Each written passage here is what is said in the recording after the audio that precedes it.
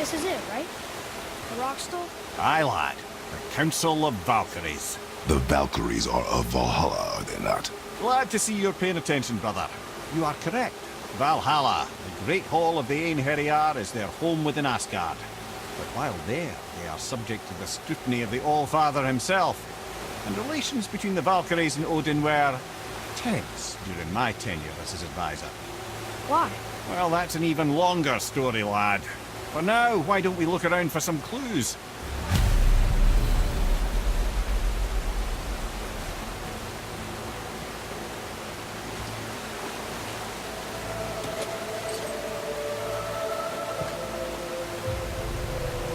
Whoa, you're back.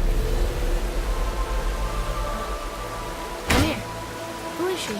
Gunnar, Mistress of War. After any conflict, big or small, she would be first on the scene, sussing out the worthy spirits for a free trip to Valhalla. A gruesome task, but she took great pride in it. Any conflict. Impossible. It's true. She had help from her sisters, of course, but Gunnar was always first to arrive. Her judgment of the fallen was unparalleled, and an invaluable resource to Odin. She was one of his favourites.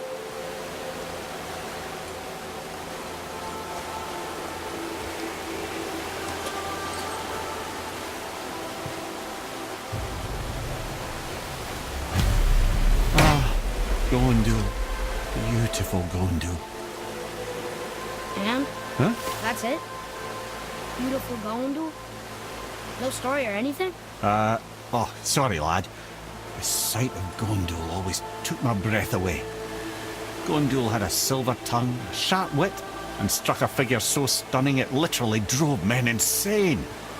Odin forbid her from setting foot in Midgard after a time, as insanity is not a welcome trait in Valhalla.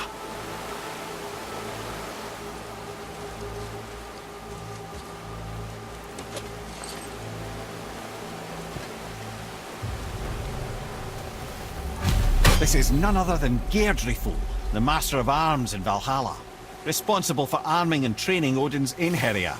Is what? His army come Ragnarok. The entire reason Valhalla exists, you see. The Einherjar wait in the Great Hall endlessly, feasting, drinking, and fornicating themselves silly.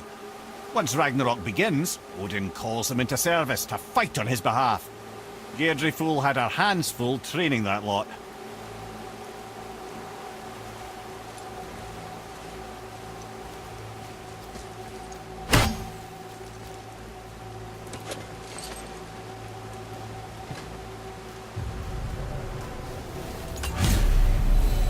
My friends, is Kara. Now, Valkyries are volatile by nature, but Kara, the lass is wild storm personified. A wild storm. Aye, calm and collected. Then the air would shift and the fury of her storm would unleash. 'Twas beautiful in a way, assuming you could find proper shelter. Her tears would cleanse the blood-soaked battlefields.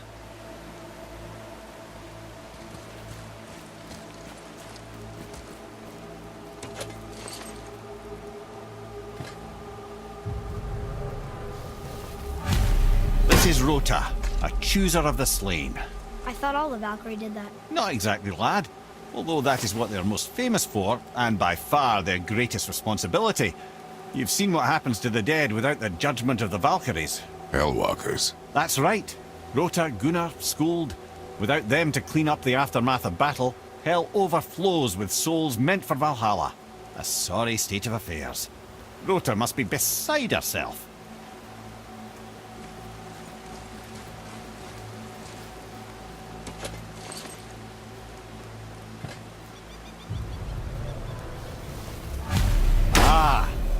Here we have Eir, the healer.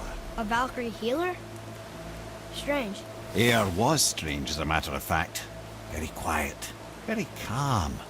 Where her sisters were violent rapids, Eir was a gentle stream. She healed the wounds of both mortals and gods, and even a certain all-knowing sage who once drank too much and fell off a mountain. Not my proudest moment.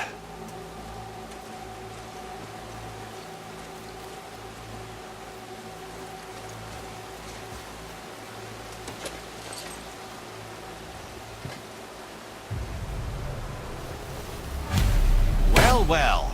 Hilda, mistress of battle. She and Odin got on quite well, actually. Her and the other Valkyries, not so much.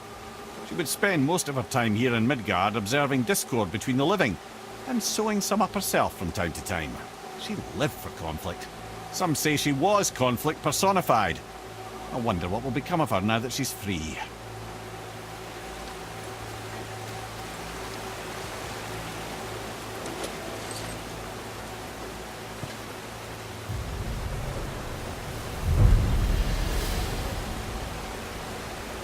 Olrun, once the daughter of a powerful chieftain.